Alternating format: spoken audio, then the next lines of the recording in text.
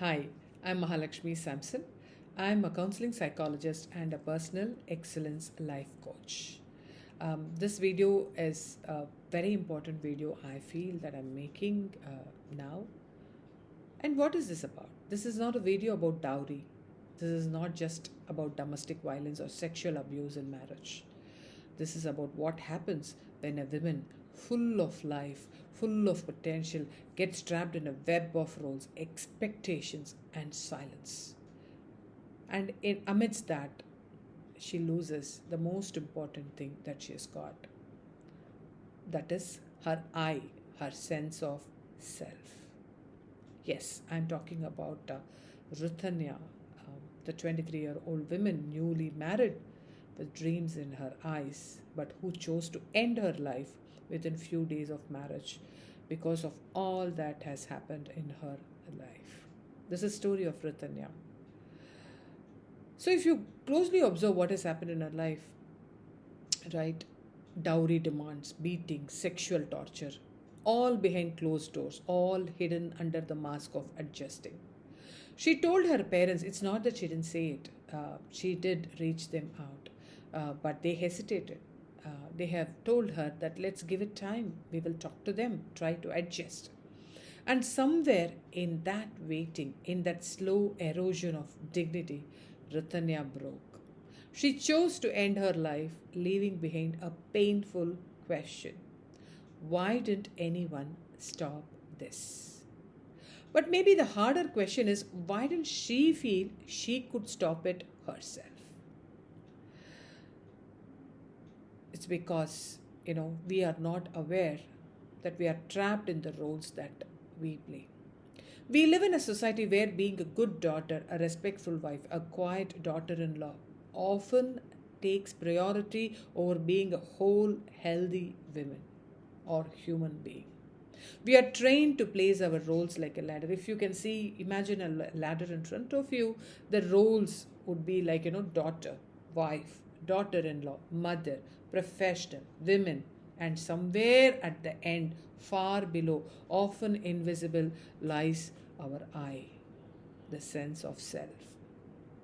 And Rithanya didn't just lose herself to marriage, she lost herself to this hierarchy. And she's not alone. So many women are walking around today smiling on the outside but quietly disappearing inside, losing their soul in all these transactions, right? And this is where we need to talk about mental health, because this isn't just about culture, but it is about what long term emotional suffering does to your mind.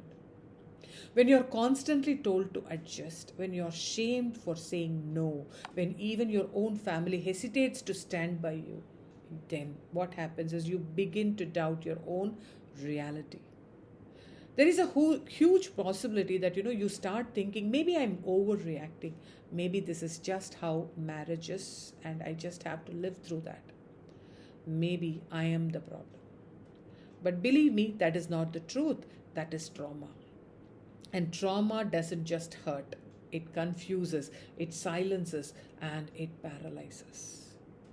And mental health is not a luxury, but it is the foundation that lets you see clearly, speak bravely, and protect yourself when even others won't.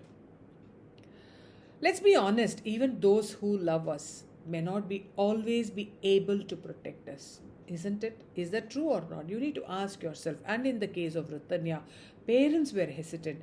They didn't want her harmed, but they also didn't want to create a scene. And this is true for many, not just Rithanya.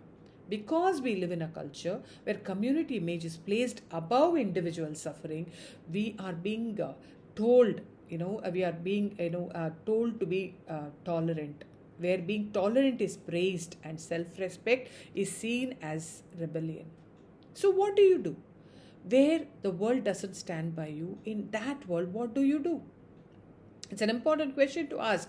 It is then at that moment you need to take the call where you stand by your I, your sense of self, because only you know the truth. Only you can validate your pain, and only you can make the decision to live, to walk away, or to heal. So, what can you do? to lead through I. It's very important that you need to learn and practice so that you lead your I powerfully. The first thing that you can do is know your inner compass. Ask yourself, what do I feel? What do I need? What is my truth?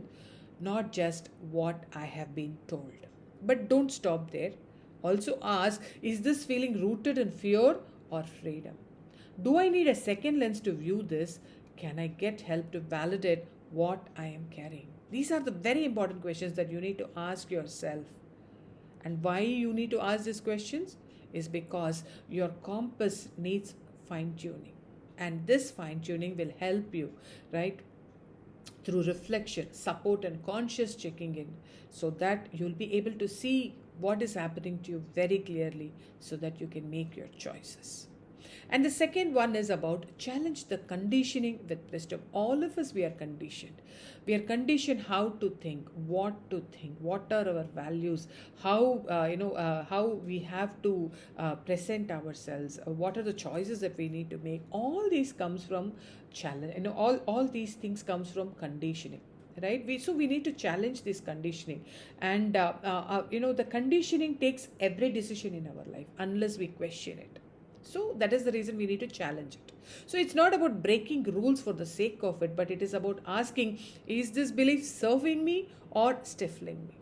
And then choosing it wisely. Right? So the third thing is name the abuse and don't normalize it.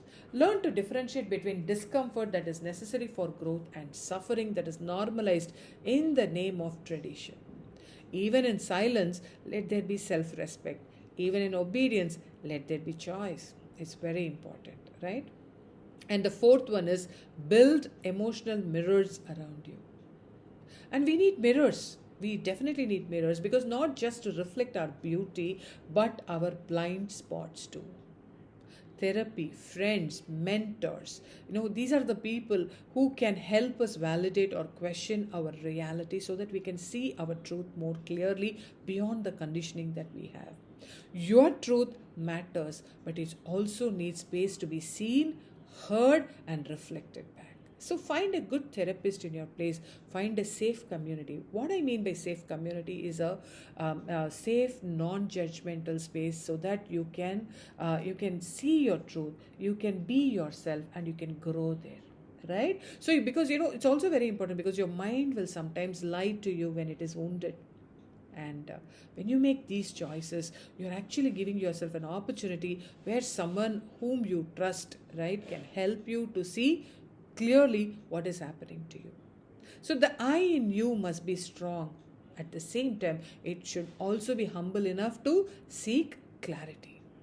And the fifth one is lead with love, but with boundaries.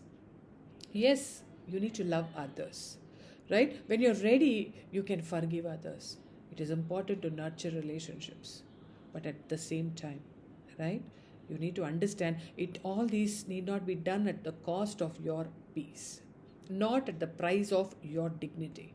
Love must be held within before it is offered outside.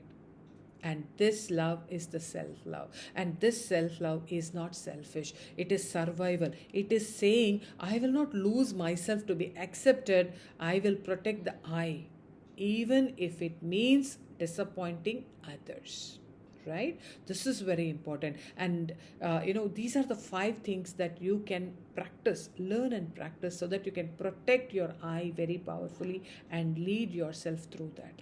The first one is, again, I'm just repeating, know your inner compass, challenge the conditioning with wisdom, name the abuse and don't normalize it, build emotional mirrors around you, and lead with love but with boundaries.